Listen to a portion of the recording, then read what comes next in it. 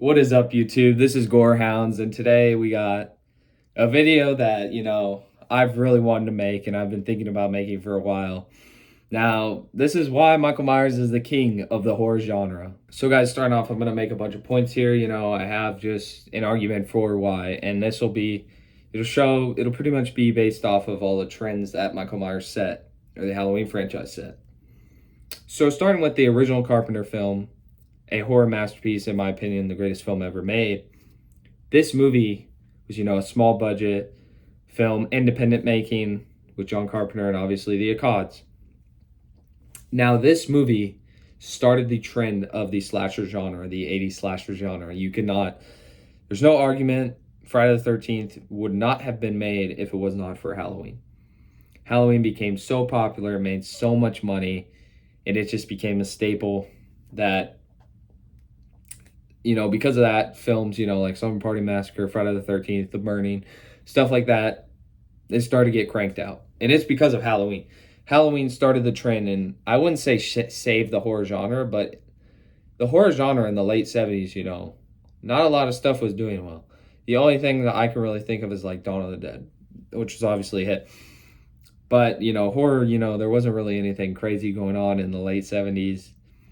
Horror as a whole back then was not big. Like, horror back then was nowadays it's so popular, and but back then that was very niche, like very, very niche, the horror genre and stuff. And it's very just very looked down upon compared to today.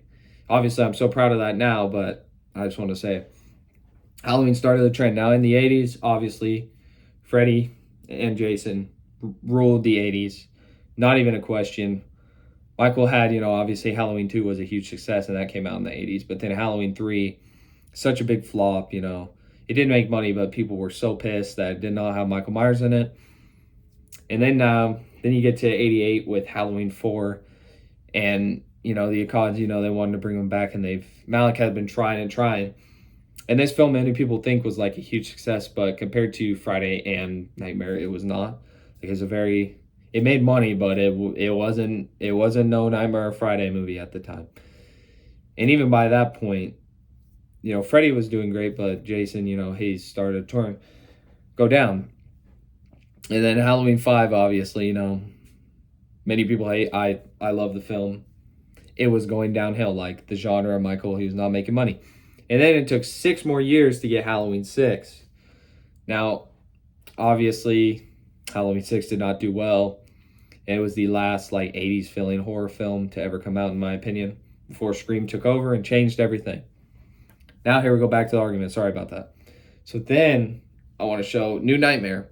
Obviously, it was this new school thing, this commentary, and they were bringing back Heather Langenkamp, bringing back Wes Craven to direct the thing. It was a big deal.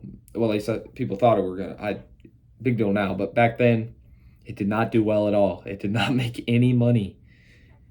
And it was just pretty much a flop. It was, obviously I love the movie. It's a great movie, but it was a flop.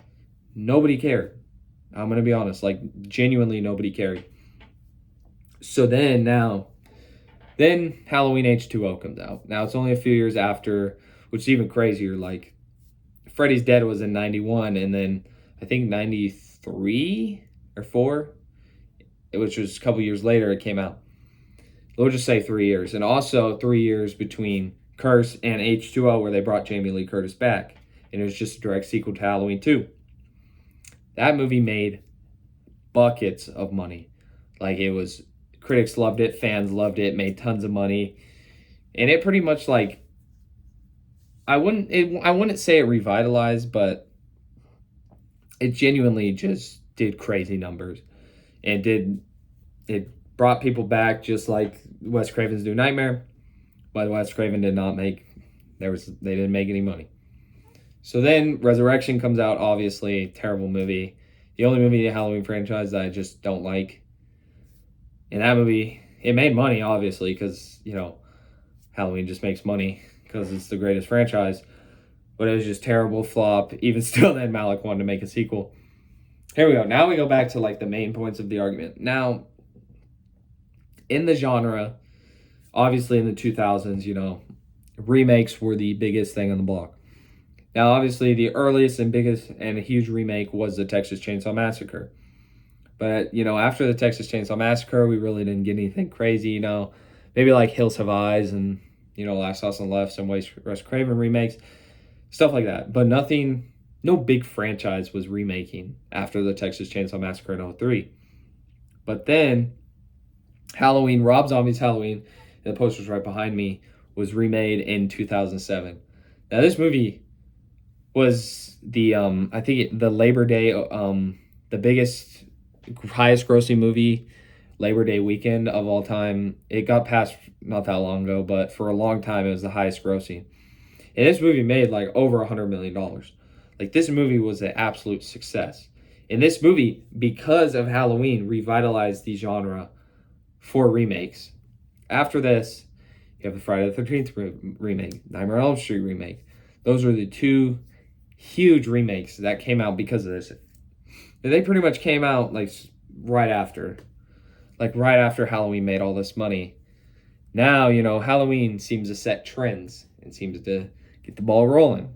That's what I'm saying. That's why I'm saying Michael Myers is the greatest. And obviously, and then Rob Zombie's Halloween 2 comes out, still makes tons of money. Not as much. They made like $60 million. Thanks to Final Destination, which screwed over Halloween 2.